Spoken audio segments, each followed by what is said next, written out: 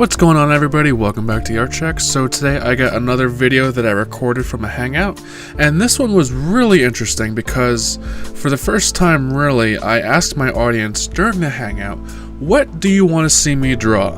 And then from that I got a slew of comments, most of which had to do with, aliens, planets, and cities like that. A lot of them also had to do with like post-apocalyptic sort of stuff. So that's an idea that kind of got me really thinking. And I really haven't done too many cityscapes because it requires a lot with perspective. So it requires a lot of work to be done. And that is what really kind of got my mind going, and I really started to think, how can I make this really look cool?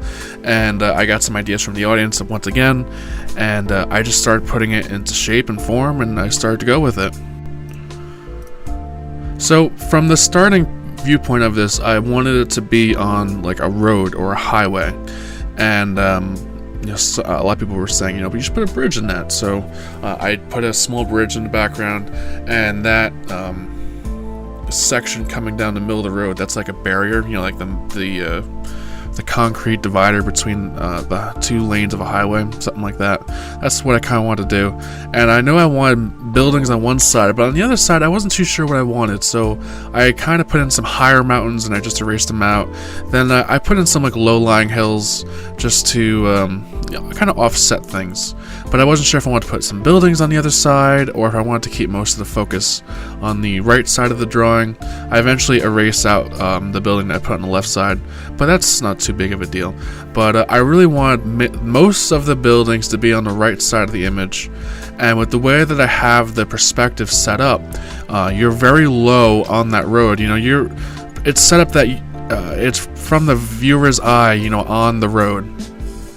And so because of that, you're going to be looking up at a lot of these buildings, and the perspective on the top of the buildings, they're going to have some very steep angles to them. So it really helps to add to, even though this is like a post-apocalyptic sort of styled city, it really adds to the dramatic effect of it, just because of how tall the buildings perceived to be. Now, granted, this isn't the most detailed drawing I've ever done in my life, but it was mainly more of an experiment more than anything else. It's just to get the ideas out, just to really kind of see what I can come up with. And I wanted to show that these buildings were kind of on their last leg, and the one closest to the foreground, you can kind of see there's just some wear and tear to that building. Even though it's still a line drawing, in the corner of it I have some jagged lines. I want to put that there as a placeholder so that I know that there's some damage done to this building. Now, I don't know what the result of this or what happened to make this city the way it is, as far as it being post-apocalyptic, but I just wanted it to look like it's been worn down. But again, I don't know what the source would be. I mean, that's something that you guys can kind of come up with if you guys have any theories as to why this city is kind of like falling apart. I don't know if there was like a huge explosion somewhere, or an alien invasion, or just some sort of natural disaster of some sort. It could be anything. That's really up to the viewer to decide. So it really leaves a lot up for debate as to how this or why this place is the way it is. And as you can see, I put in some very, very basic lighting and shading in here. I wanted to show just the basics of where the light was coming from. And I did the same thing in this one as I did in the drawing that's right next to it. By the way, that drawing is what I did just before this one. I did both of these drawings during the same live hangout. Or I think I did both of them, or it may have been one and the other. But either way, I did them all, within a day or two of each other. But besides from that, I wanted to kind of show the basic lighting. But what I was saying before, I didn't make the sky right away like I normally do, and I don't know why I keep doing that, but it seems like the subject matter is what really interested me before the sky did. And eventually, when it came time for putting the sky in, there was a lot of comments. A lot of people, for some reason, I thought it was really cool. They wanted 3 moons in the sky, so I eventually did put that in. But notice in the road, you see a couple of those jagged lines. Those are portrayed to be like large cracks in the road or debris, just to kind of show that it's real dirty around. That stuff's been brushing around. Eventually, I got a couple suggestions to draw a car that's been flipped over, so I did that. So here I go with the sky, and more times than not, I'll end up using a 4B pencil. Main reason being is because that pencil is relatively easy to blend versus like a 4H pencil, which is usually very, very hard, and it doesn't blend very easily. So I just use the 4B, and I know that's a very dark pencil, but I don't usually shade that dark with it. And then I'll usually take the eraser and erase out different areas and things like that. And you can see here I took the smaller eraser, and I just started erasing out some shapes for the 3 moons. And notice how I keep the light similar to the way I have them on the buildings. I wanted to keep that consistent. And I don't know where this is, where there's 3 moons, but I just thought it'd be a pretty cool idea to do. But they're not like the most detailed moons. I mean, they probably look like planets more than anything. Well, but it doesn't really matter. I just wanted to kind of show that there's something a little bit different about this world than what you see here on Earth. Because when you look up in the sky, you don't see 3 moons or 3 planets for the matter. So I just thought it'd be pretty cool to add that. Alright, and now I'm just basically going in, adding a couple details here and there. I have the composition mostly laid out the way I want.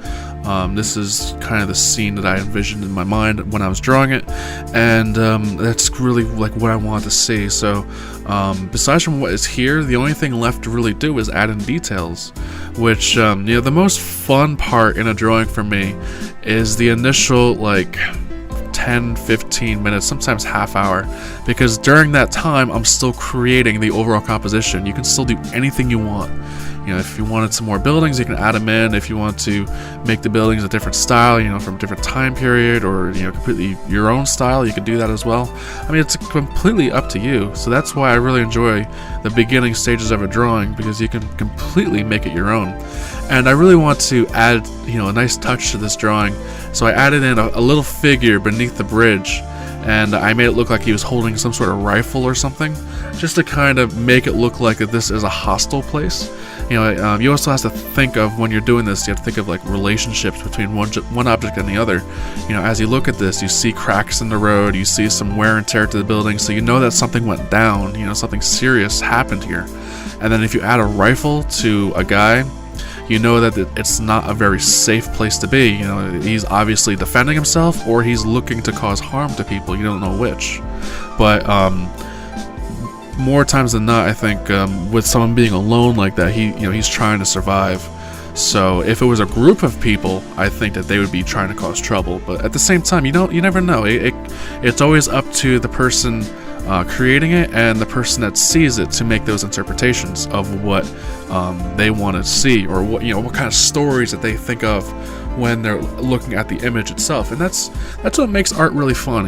Whenever people look at it, they always come up with different stories, different ideas. Why is it the way it is? Why is this person doing that? And there's always a lot of questions that run through your mind when you look through things, and it's always nice to think about those things as you're drawing it, because you can always make a composition a bit more interesting doing that.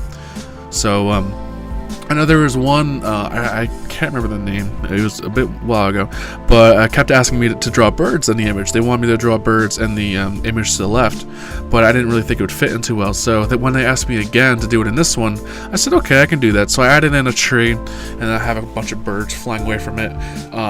And then with that as well, you can kind of think, this guy that's walking in the street, did he just fire off a round, or was there a loud crash somewhere? Why are these birds all of a sudden just flying around in the air? There's a lot of things that you kind of need to think about when you're making a composition. There's always a lot of questions. You gotta kind of answer for yourself. Why is this happening? It's kind of like a puzzle or a mystery. One thing links to the other, and this links to that, and because of that, this happens. It's cause and effect. There's a lot of different things, but it's in the end, it's a lot of fun, because it's it's like solving a mystery, putting just something together from scratch. It's a lot of fun.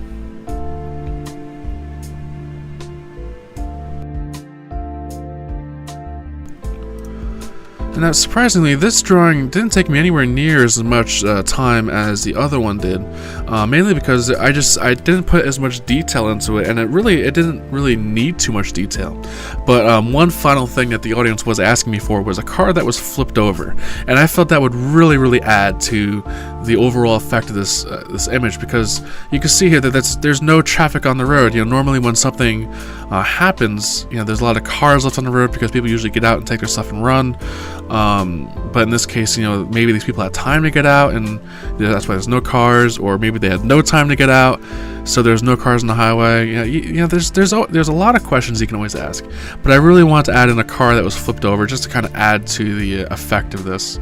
And I don't really draw cars too often, so it was kind of a challenge to think of the perspective and how the wheels are being aligned and placed. It's not perfectly accurate, but you kind of know that it's a car that's been flipped over. So it's just about going with your gut and doing what you know will work, and it works for you in your overall end image. So it's pretty cool how that works out.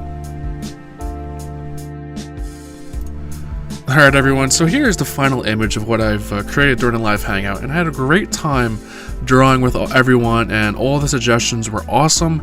It really helped to craft this image from start to finish, so I really have to thank my audience for giving me the ideas and the passion to do this one. But I'm going to leave a couple videos up in the end so that you can kind of go and see those, and it'll probably give you a better idea how to create something like this. But overall, I really hope you did enjoy this one, and if you did, please give me a thumbs up. It really helps out. And also subscribe. I'm trying to release a video at least once a week, so I try my very best to do that. And I really hope you enjoyed it, and I'll see you all later. Take care.